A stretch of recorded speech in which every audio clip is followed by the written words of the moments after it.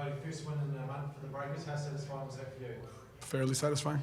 What impressed you the most about the way the team played in the second half there?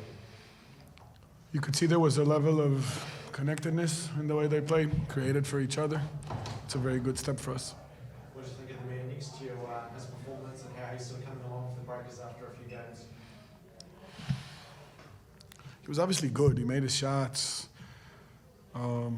Anthony knows my expectations from him are very high. I think there's a lot more in him as a basketball player. He made winning plays for us and he competed at the right level, but it's just the beginning for him. He's going to be a lot better. What did you make of Liafa tonight? When he stepped up and made some big shots here in the second half. What have you made of his journey and how he's developed this year? Yeah, for me, this was just a regular, typical game for Isaiah. When he's open, he needs to shoot the ball all the time. He's a very good shooter. We trust him. We create these shots. I felt he competed at a very high level today, brought real impact on the ball. This is another aspect of the game that we need from him. It's extremely important.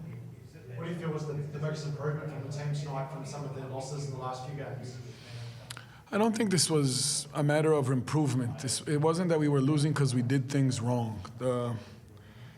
We're learning how to play in a new way. Things have changed for us, and you could see a higher level of comfort in that, which was great.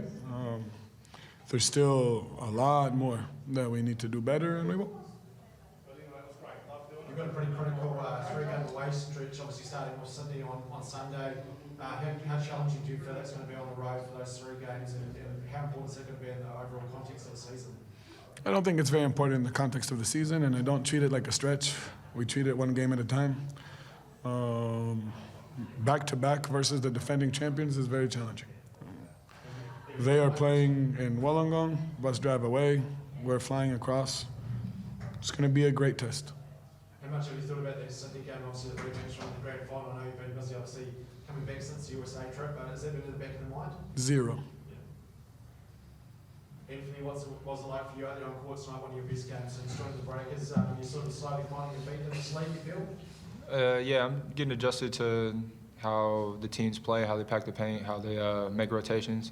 There's a lot more space in the NBA game, so being able to make reads is a little bit harder in this league. So making the right plays, making the right reads for my teammates, and knowing when to attack versus when to distribute is something that I've learned how to adjust to.